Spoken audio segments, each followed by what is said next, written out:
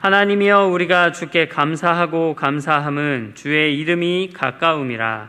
사람들이 주의 기이한 일들을 전파하나이다. 주의 말씀이 내가 정한 기약이 이르면 내가 바르게 심판하리니 땅의 기둥은 내가 세웠거니와 땅과 그 모든 주민이 소멸되리라 하시도다. 내가 오만한 자들에게 오만하게 행하지 말라 하며 악인들에게 뿔을 들지 말라 하였노니 너희 뿔을 높이 들지 말며 교만한 목으로 말하지 말지어다. 무릇 높이는 일이 동쪽에서나 서쪽에서 말미암지 아니하며 남쪽에서도 말미암지 아니하고 오직 재판장이신 하나님이 이를 낮추시고 저를 높이시느니라. 여호와의 손에 잔이 있어 술거품이 일어나는도다.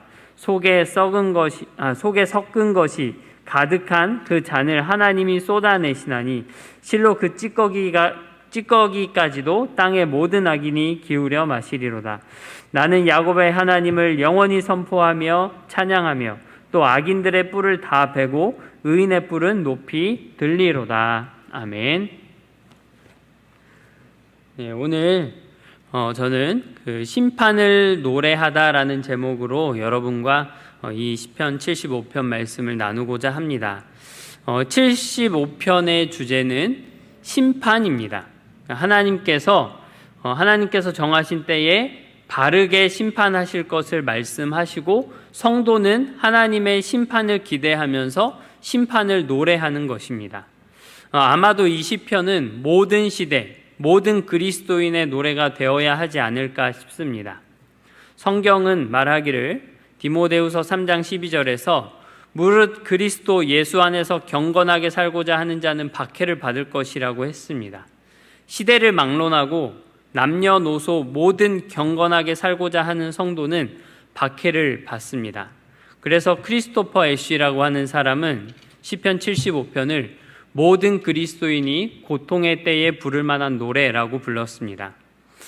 이 세상은 이 시대는 어떤 시대냐면 우리 주님께서 이 세상에 오셨다가 십자가에 죽으시고 부활하시고 승천하셔서 구원받는 성도들의 수가 다 차기까지 기다리시는 시대입니다. 성경은 이것을 종말의 때라고 부르는데 이 시대는 하나님께서 오래 참으사 하나님께서 구원하고자 하시는 성도가 다 회개하고 돌아오기를 기다리시는 시대입니다. 그러면 이 시대를 살아가는 성도들, 우리는 어떨까요? 그 기간 동안에, 주님께서 기다리시는 그 기간 동안에 구원받은 성도들은 죽음을 통해 그 영혼이 그리스도의 품에 안기기 전까지는, 그리고 우리 주 예수 그리스도께서 이 세상에 구름 타고 재림하시기 전까지는 하나님께서 참으시는 이 악한 세대 가운데에서 악인들과 함께 더불어 살아가게 됩니다. 구별된 백성이지만 구분되지는 않은 채 이 세상 속에서 하나님을 거절하는 사람들과 함께 어울려서 살아가게 되는 것이죠. 롯의 의로운 심령이 소돔 땅에서 상했던 것처럼 우리도 하나님을 왕으로 모시지 않은 사람들 사이에 섞여 살면서 의로운 심령이 상하며 상처받으며 애통해하며 살아갑니다. 여러분, 이것 자체가 그리스도의 참 성도들에게는 박해가 되고 또 괴로움이 되죠. 그런데 때로는 이 세상을 살아가면서 당하는 이 악의 문제가 그저 버티는 정도가 아니라 우리의 가슴을 파고들기도 하고 우리의 심령을 지치게 하기도 하고 절망을 맛보게 하기 때문에 우리는 어쩔 도리 없이 하나님의 이름을 간절히 부르짖을 때가 있습니다. 이 시편 75편은 종말, 고난의 시대를 살아가는 성도들에게 큰 위로를 전합니다. 이 75편은 73편과 74편에 이어져서 나오죠. 당연하죠. 75니까 73, 74 다음에 나오죠. 근데 내용이 이어지는 것 같아요.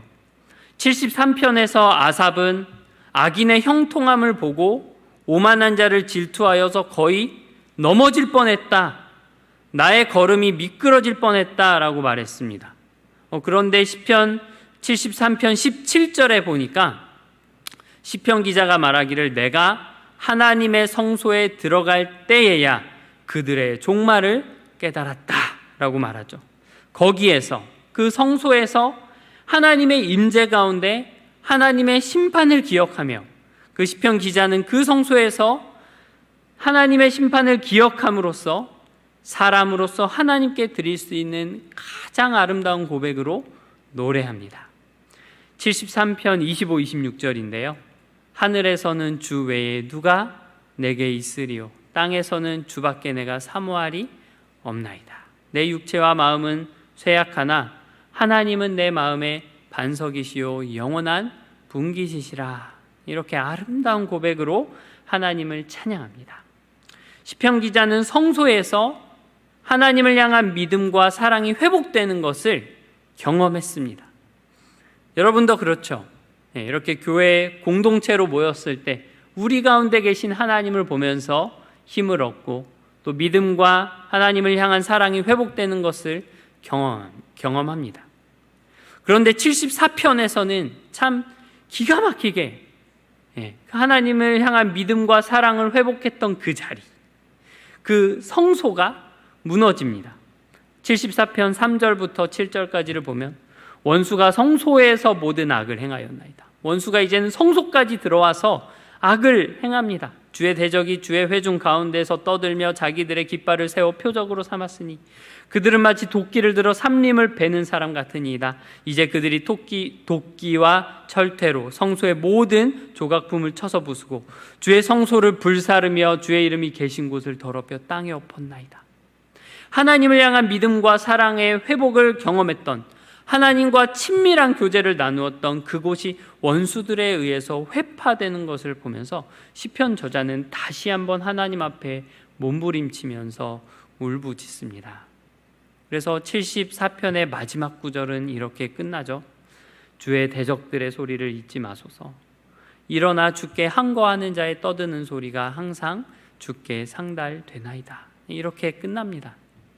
여러분, 이 기도, 대적들의 소리를 잊지 마소서, 하나님을 향한 간절한 호소, 하나님이 원통함을 풀어주십시오, 학대받는 자가 부끄럽게 내버려두지 마십시오 라고 하면서 울부짖습니다.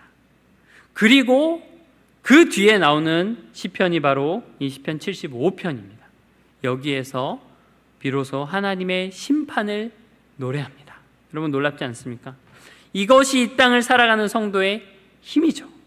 그리스도를 따르는 성도들은 이 땅을 살면서 박해도 받지만 그러나 끝내 완전히 좌절하지 않고 넘어지더라도 다시 일어설 수 있는데, 그 이유는 우리가 믿는 우리 하나님께서 이미 마지막을 승리로, 심판으로 정해 놓으셨기 때문입니다. 여러분, 그래서요, 그리스도인에게 있어서 실패한 인생은 없습니다. 그리스도인에게 있어서 완전한 좌절은 있을 수 없습니다. 무너지고 넘어져 지쳐 쓰러진다 하더라도 거기에 소망이 있죠. 그리스도인의 삶은요, 비극이 아니라 반전 드라마입니다. 그 반전을 이루시는 분이 바로 우리 하나님이시죠. 여러분, 오늘 본문 내용을 좀 함께 살펴보겠습니다. 오늘 본문의 형식을 보면 마치 예배를 드리는 것 같습니다. 고통의 순간에도 그칠 수 없는 것이, 성소가 파괴된 그 시점에도 멈출 수 없는 것이 바로 우리 예배죠. 하나님, 원통함을 갚아주십시오. 하나님, 악인들의 소리를 들어주십시오 라고 하는 그 신원의 목소리를 내는 중에도 그만둘 수 없는 것이 예배입니다. 오늘 시편의 구조가 예배를 잘 보여주고 있는데요, 1절을 보면 먼저 우리의 찬송이 있습니다. 우리가 다 같이 나와서 하나님께 감사의 찬송을 올려드립니다. 다 나와서 하나님을 찬양하자, 감사하자, 이렇게 감사의 찬송을 올려드립니다. 그리고 2절부터 5절까지는 뭐냐면 하나님의 말씀입니다. 2절을 보면 주의 말씀이 라고 돼 있잖아요. 그 다음부터 내가 정한 기약이, 거기서부터 그 따옴표를 찍어두시면 좋겠습니다. 그 하나님께서 말씀하시는 부분이거든요. 그래서 5절까지 교만한 목으로 말하지 말지어다 까지 하나님의 말씀입니다. 심판의 약속이죠. 하나님께서 그런 말씀을 주십니다. 그리고 6절에서 8절은 뭐냐면 하나님께서 주신 그 말씀을 가지고 이 시편 기자가 해설을 하는 겁니다. 하나님께서 이러이러한 심판의 약속을 주셨으니 이럴 것이다. 우리가 이렇게 하자. 6절에서 8절까지는 하나님 말씀의 해설입니다. 그리고 나서 이제 9절에서 10절에서 다시 하나님께 찬송을 올려드리죠. 이 구조를 보면 먼저 우리가 나와서 찬송하고 하나님의 말씀이 선포됩니다. 그리고 그 말씀을 선지자 또는 왕이 해설합니다. 하나님의 말씀에 대한 적용이죠. 그리고 다시 한번 찬송을 드리면서 마칩니다. 여러분, 우리 예배 같지 않습니까? 예배는 하나님과 우리의 상호작용이잖아요. 우리가 찬송하고 하나님께서 말씀을 주시고 또 주의 말씀을 맡은 주의 종이 나와서 말씀을 해설하고 또 그 말씀을 듣고 다시 찬송으로 화답합니다. 예배입니다. 여러분, 1절을 보면요, 주께 감사하고 감사한다라고 말하면서 감사의 찬송을 올려드리는데요, 그 감사의 이유가 무엇입니까? 주의 이름이 가깝기 때문이다 라고 말합니다. 여기에서 주의 이름이라고 하는 것은 하나님의 속성, 하나님의 일하심, 또 그분의 능력을 가리키기도 하고 그 존재 자체, 하나님의 존재 자체를 가리키기도 합니다. 그래서 주의 이름이 가깝다고 하는 것은 하나님이 가까이 계신 것, 하나님이 함께 하시는 것 때문에 감사하다라고 하는 것입니다. 여러분, 하나님이 우리와 함께 하시는 것 때문에 감사하십니까? 정말로 감사하십니까? 신명기 4장 7절에서 이렇게 말합니다. 우리 하나님 여호와께서 우리가 그에게 기도할 때마다 우리에게 가까이 하심과 같이 그 신을 가까이 함을 얻은 큰 나라가 어디 있느냐라고 말합니다. 그리고 73편 28절에서도 이 1절과 비슷하게 고백을 합니다. 마치 쌍둥이처럼 고백하는데요, 하나님께 가까이 함이 내게 복이라. 내가 주 여호와를 나의 피난처로 삼아 주의 모든 행적을 전파하리이다. 이런 하나님이 우리에게 가까이 하시는 것, 그것 자체가 얼마나 감사한 일이냐, 얼마나 큰 영광이냐라고 하는 것입니다. 여러분, 하나님이 함께 하시는 것이 얼마나 큰 영광입니까? 여러분, 그것에 대한 감동이 있으세요? 하나님이 우리의 하나님이 되셔서 성령 하나님을 보내셔서 우리 안에 내주하시고 우리의 신음소리 하나하나까지 다 들으시는 것이 얼마나 감사한 일입니까? 기도의 응답을 해주셔야만 감사한 것이 아니고 기도에 노라고 응답해 주셔도, 아니면 wait, 기다려라고 하시면서 기다리라고 하실 때에도 우리가 그럼에도 불구하고 늘 감사할 수 있는 것은 하나님께서 우리와 늘 함께 하시기 때문입니다. 우리는 하나님께서 함께 하신다는 것이 너무나 익숙해져서 당연한 것처럼 생각할 때가 많습니다. 그러나 이것은 당연한 게 아니죠. 죄인들과 함께 하실 수 없는 하나님께서 우리와 함께 하시는 것입니다. 여러분, 그래서 우리는 날마다 우리 자신에게 복음을 전해야 하고 또 우리 스스로를 점검해야 합니다. 내가 얼마나 나쁜 놈인지, 하나님 앞에서 얼마나 큰 죄인인지 말씀을 통해서 들여다보고 또 우리에게 주신 하나님의 은혜가 얼마나 큰지, 그리스도께서 나를 위해 죽으시고 그 공로 때문에 하나님과 함께하는 하나님의 백성이 된 것이 얼마나 큰 은혜인지를 우리 스스로에게 날마다 선포해야 합니다. 복음의 영광이 얼마나 큰지 모르기 때문에 신앙생활을 오래 해왔어도 복음의 영광에 사로잡히지 못하기 때문에 우리는 자꾸 다른 곳에 기웃거리는 것이죠. 복음의 영광에 사로잡히지 못하면 우리는 자꾸 우리 신앙생활이 너무 시시해 보이고 재미없고 아무것도 아닌 것 같습니다.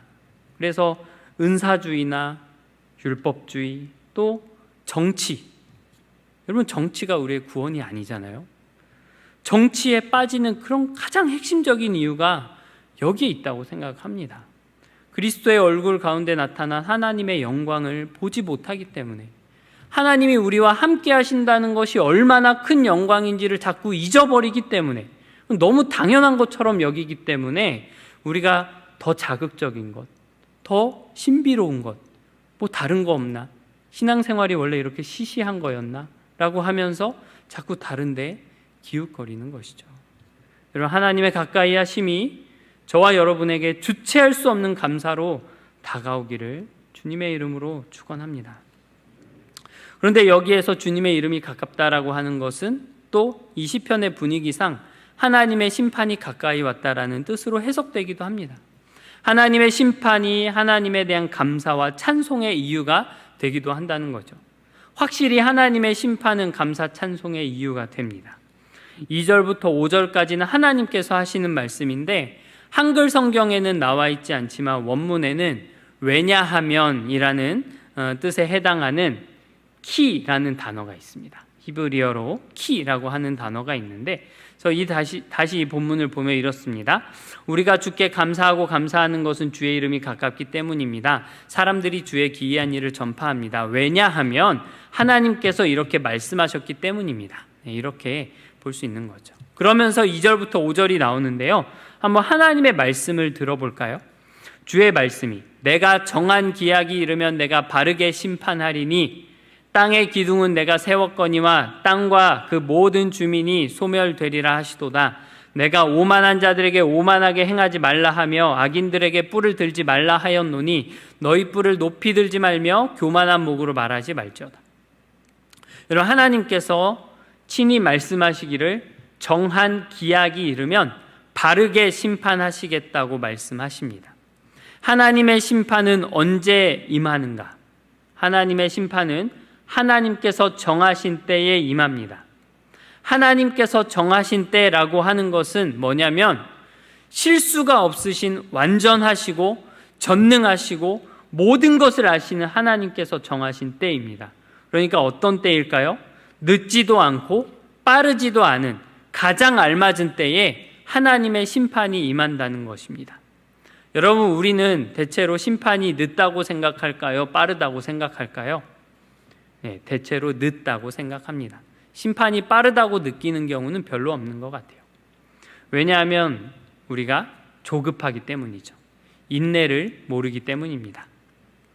베드로후서 3장 9절을 한번 볼까요? 주의 약속은 어떤 이들이 더디다고 생각하는 것 같이 더딘 것이 아니라 오직 주께서는 너희를 대하여 오래 참으사 아무도 멸망하지 아니하고 다 회개하기에 이르기를 원하시느니라. 아까 말씀드렸다시피 지금은 하나님께서 우리에 대하여, 이 세상에 대하여 오래 참으시는 기간입니다. 하나님께서 구원하시기로 작정하신 모든 성도가 멸망하지 않고 다 회개하기를 원하시기 때문에 오래 참고 계신 것이지 하나님의 심판이 더디 오는 것이 아니다라고 베드로 사도는 말하고 있는 것이죠. 그럼 하나님의 심판은 가장 적합한 시기에 옵니다. 여러분, 그리고 또 한 가지, 하나님의 심판의 특징은 하나님의 정한 기약의 그때에 오고, 또 한 가지는 하나님께서 바르게 심판하실 것이라고 말씀하십니다. 내가 바르게 심판할 것이다. 여러분, 하나님께서 전능하시고 전지하시며 거룩하신 하나님께서 내가 바르게 심판하실 것이라고 말씀하시는 이 말씀의 무게가 느껴지십니까? 완전하신 하나님께서 말씀하시기를 내가 바르게 심판하실 것이라고 말씀하십니다.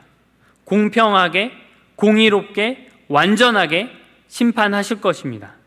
여러분, 이 사실이 여러분에게 얼마나 큰 위로가 되십니까? 여러분, 우리가 사는 이 세상은 불공평하고 정의롭지 못한 세상입니다.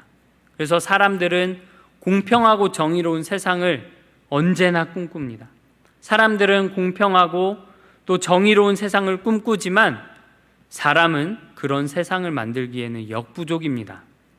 이전보다 조금 더 나은 상황과 정책을 만들어낼 수는 있지만 사람은 그런 완전히 공의로운 세상을 만들 능력이, 그런 실력이 없습니다.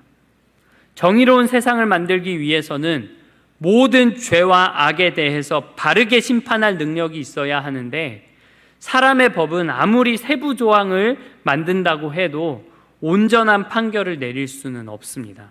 그래서 많은 사람들이 법원의 판결에 대해서 불만을 가지죠. 여러분, 피해자에게 완전한 위로를 줄 수 있는 판결은 이 세상에 없습니다. 그래서인지 극악무도한 범죄자를 처단하는 만화, 웹툰이나 영화나 드라마가 꽤 인기를 끌었습니다. 그럼 만일 사람들이 느끼기에 지금도 법의 집행이 바르게 되고 있는 걸 이렇게 생각한다면 이런 콘텐츠가 인기를 끌지 못하겠죠. 그러나 사람들은 대신 복수해주는 콘텐츠를 보면서 마음의 시원함을 느끼고 만족을 얻습니다.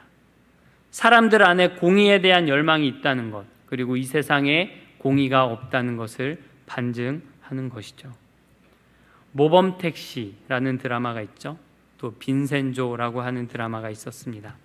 그런 드라마처럼 악을 처단하는 강한 세력이 이 세상에 등장할 수 있을까요?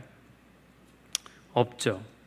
그러나 하나님께서 바른 심판, 공정한 심판, 공의로운 심판을 시행하겠다고 말씀하신 것입니다. 여러분 한번 상상해 보시기 바랍니다. 마지막 날에 하나님, 우리 예수님께서 재림하실 때에 하나님의 심판대 앞에서 무슨 일이 일어날지를 상상해 보십시오. 물론 거기서는 우리의 부족함도 드러나서 하나님과 성도들 앞에서 민망함을 겪게 되기도 할 겁니다. 하지만 세상에서 아무도 신원해주지 않은, 세상의 법정마저도 등을 돌렸던 수많은 사건들, 세상에 드러나지도 않았던 많은 미제 사건들, 솜방망이 처벌로 시민들의 마음을 열받게 했던 모든 판결들이 다시 드러나게 될 것입니다. 그래서 하나님 앞에 이루어지는 모든 심판 하나하나가 우리가 드라마나 영화를 통해 보게 되었던 통쾌함보다 더한 통쾌함 속에서 이루어질 것이고, 드라마보다 더 드라마 같은 대역전극이 그 심판대 앞에서 날마다 이루어지게 될 것입니다. 여러분, 이 하나님의 바른 심판에 대해서 이 시편의 해설자는 이렇게 말하는데요. 8절입니다. 여호와의 손에 잔이 있어 술거품이 일어나는도다. 속에 섞은 것이 가득한 그 잔을 하나님이 쏟아내시나니 실로 그 찌꺼기까지도 땅의 모든 악인이 기울여 마시리로다. 여러분, 8절에서 말하는 잔은 무슨 잔이겠습니까? 분명히 하나님의 심판의 잔, 하나님의 진노의 잔입니다. 하나님께서 그 잔을 쏟아내실 때 모든 악인이 그 찌꺼기까지도 기울여서 다 마시게 될 것이라고 말합니다. 여러분, 이게 무슨 말이냐면 이 세상에서 악인이 행했던 모든 죄악, 모든 악한 생각과 악한 마음까지도 하나도 빠짐없이 절충되거나 음주 상태나 심신미약이라서 정상 참작되는 것 하나 없이, 촉법 소년이라서 정상 참작되는 것 하나 없이 모든 행위에 대해서 공정한 판결을 받게 될 것이고, 모든 죄는 자기가 당하게 될 것을 말씀하시는 겁니다. 시인이 73편에서 말했던 그 악인은 어떻게 될까요? 악을 행하면서도 이 세상에서 형통하고 그 힘이 강건하다가 죽을 때에도 고통이 없이 평안하게 죽었던 그 사람, 아삽을 시험 들게 했던, 아삽을 넘어지게 할 뻔했던 그 사람은 어떻게 될까요?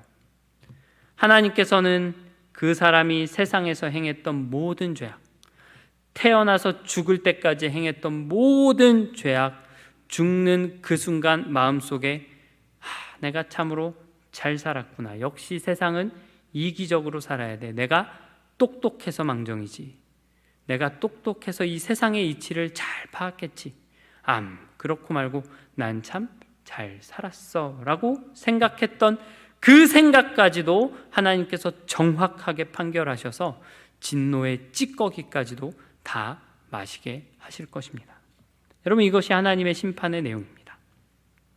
하나님의 심판은 늦지도 빠르지도 않은 하나님께서 정한 기약의 때에 정확하게 이루어질 것이고, 또 하나님께서 바르게, 공평하게, 또 완전히 공의롭게 심판하실 것입니다. 여러분, 그러면 이러한 하나님의 심판이 우리에게 주는 적용과 위로는 무엇일까요? 첫째는 안심하라는 것입니다. 여러분, 나를 괴롭히는 악인, 또 의인을 비참하게 하는 악인은 언젠가 정한 기약이 이르면 그가 행한 모든 죄악 하나하나 모두 숨김없이 드러나게 되고 심판을 받게 될 것입니다. 그럼 얼마나 많은 악인이 형통합니까? 역사상 얼마나 많은 지도자가 시민을 학살했습니까? 그 모든 악인들의 말년이 비참하진 않았습니다. 평온하게, 그리고 죽을 때까지도 강건하게 형통하게 살다가 죽은 사람들이 많이 있습니다. 그 모든 사람이 하나님 앞에 공정한 심판을 받게 될 것입니다. 그러니 안심하십시오. 악인의 삶은 형통으로 끝나지 않습니다. 악인의 악행은 반드시 심판받을 것입니다. 우리는 하나님의 심판을 알고 두려워하며 또 하나님께서 우리에게 주신 은혜를 알기 때문에 거기에 흔들릴 필요가 전혀 없습니다. 개가 짖어도 기차는 달린다는 말이 있죠. 네, 그래, 너는 짖어라. 나는 내 갈 길 간다 하면서 그래서 하나님의 뜻을 분별하고 하나님 말씀 안에서 살기를 애쓰면 됩니다. 두려워하지 마시고 안심하십시오. 하나님께서 주님의 때에 모든 일을 바로 잡으실 것입니다. 그때가 반드시 예수 그리스도의 재림의 때만을 의미하지는 않습니다. 물론 궁극적으로는 모든 일을 바로 잡으실 때는 예수님의 재림의 때이지만 하나님께서는 때로 우리의 인생을 이끄시고 또 우리가 살아있는 동안에도 우리를 선하게 이끌어 주셔서 일을 바로 잡아주실 때가 많이 있습니다. 하나님께서 좋다 여기시는 때에 하나님께서 모든 것을 바로 잡아주실 것입니다. 그러니 안심하십시오. 그리고 두 번째로는 오만하지 말라, 교만하지 말라는 것입니다. 교만할 수 있는 이유는 뭘까요? 그것은 내 위에 있는 분을 보지 못하기 때문입니다. 그래서 그리스도인은 늘 하나님 앞에 항복해야 합니다. 날마다 하나님 앞에 두 손 들고 나아가야 하는 것이죠. 늘 하나님의 현존, 하나님의 가까이 계심을 의식하고 그분 앞에 나아가야 합니다. 나보다 높은 분, 모든 것을 주관하시는 분을 날마다 의식하는 신전의식, 코람데오의 정신으로 살면 교만할 수 없겠죠. 내가 교만해지려고 할 때 나보다 높으신 하나님을 생각하십시오. 내가 다른 사람을 무시하려고 할 때, 내가 다른 사람보다 더 나은 사람처럼 생각이 될 때, 여러분 나보다 높으신 하나님 그리고 그분 앞에 너무나 비참한 내 모습을 생각하십시오. 그분의 영광 앞에 우리가 얼마나 초라한 존재인지를 생각하십시오. 우리의 비참을 대신 당하신 예수 그리스도를 생각하십시오. 잘 모르겠다면 그분의 십자가를 한번 생각해 보십시오. 그분께서 왜 비참하게 돌아가셔야만 했는가? 그것이 나의 죄 때문이라고 생각한다면 여러분, 겸손해질 수 있을 겁니다. 그럴 때 우리가 비로소 겸손의 길로 한 걸음 나아갈 수 있을 겁니다. 여러분, 또 우리가 교만한 이유는 내가 다른 사람을 판단하고 또 심지어 판결할 수 있다고 생각하기 때문입니다. 나의 어떤 결정에 따라서 다른 사람의 처지가 달라질 때 우리는 교만해집니다. 소위 말하는 갑의 자리에 있을 때 우리는 교만해지죠. 그래서 성경은 갑들을 향해서 이렇게 말합니다. 골로새서 4장 1절에 상전들아, 괄호 안에 갑은 제가 그냥 넣은 건데 자막에 넣어주셨네요. 상전들아, 의와 공평을 종들에게 베풀지니 너희에게도 하늘에 상전이 계심을 알지어다. 갑들아, 의와 공평을 종들에게, 을들에게 베풀지니 너희에게도 하늘에 갑이 계심을 알지어다 라고 말하는 것입니다. 여러분, 하늘에 진정한 갑이 계시다는 것을 늘 기억하시기를 바랍니다. 여러분, 세 번째로는 하나님 안에서 선을 행하기를 포기하지 않을 수 있습니다. 갈라디아서 6장 9절 10절인데요. 우리가 선을 행하되 낙심하지 말지니 포기하지 아니하면 때가 이름에 거두리라. 그러므로 우리는 기회 있는 대로 모든 이에게 착한 일을 하되 더욱 믿음의 가정들에게 할지니라. 갈라디아서 6장에서 말하는 때가 이른다는 말은 그 오늘 본문에서 말한 정한 기약의 때입니다. 하나님의 정확한 때에 모든 것이 심은 대로 거두게 될 것이기 때문에 우리는 무엇을 하느냐? 선을 행하되 낙심하지 말아야 된다라고 말하는 것입니다. 낙심하지 말고 하나님의 말씀 따라 살기를 포기하지 말아야 합니다. 모든 것이 바로잡히는 때가 올 것을 기대하면서 선을 행하기를 포기하지 말아야겠습니다. 여러분, 그리고 마지막입니다. 마지막으로 우리가 성경을 읽을 때마다 우리가 꼭 기억해야 하는 사실이 있는데, 그래서 이 시편 75편을 읽을 때에도 기억해야 하는 사실이 있습니다. 여러분, 이 시편 75편이 우리의 고백이 될 수 있는 이유는 뭘까요? 하나님 앞에 악한 죄인인 우리가 하나님의 심판을, 바르게 심판하시겠다고 하신 그 심판을 두려워하지 않고 오히려 그 심판을 기대하게 되고, 하나님의 심판 앞에 떠는 것이 아니라 그 심판을 찬양의 이유로 삼아서 감사의 노래를 부를 수 있는 이유는 무엇일까요? 우리도 죄인인데, 그것은 우리를 대신하여 하나님의 진노의 잔을 취하신 예수 그리스도 때문입니다. 예수님께서는 겟셋마네 동산에서 이렇게 기도하셨습니다. 만일 아버지의 뜻이거든 이 잔을 내게서 옮기시옵소서. 그러나 내 원대로 마옵시고 아버지의 원대로 되기를 원하나이다 라고 말씀하셨습니다. 이 겟셋마네 동산에서 기도하실 때 말씀하신 그 잔이 바로 오늘 본문 8절에 나오는 진노의 잔이죠. 우리 머리 위에 찌꺼기까지도 다 쏟아져야 할 모든 진노가 십자가에서 우리 주 예수 그리스도의 머리 위에 쏟아져 내렸습니다. 진노의 잔이 쏟아지되 우리가 지은 모든 죄, 우리의 마음속에 스쳐 지나간 작은 죄 하나까지도 모두 그리스도 위에 쏟아졌고, 우리 사모하는 예수님께서는 그 모든 진노를 하나도 남김없이 모두 취하셨습니다. 예수님께서 십자가 위에서 고통스러워할 때 고통을 감해주는 그 해면에 적신 심포도주를 예수님께서는 거절하셨지만, 고통을 더하는 하나님의 진노의 잔은 우리를 위해서 하나도 남김없이 기꺼이 취하셨습니다. 여러분, 그 덕분에 예수님께서 우리가 마셔야 할 그 진노의 잔을 대신 취하신 그 덕분에 우리는 오늘 이 시간 이 시편 75편을 따라서 하나님의 심판을 찬송하고 또 하나님의 심판에 감사할 수 있는 것입니다. 여러분, 오늘도 예수 그리스도께로 오십시오.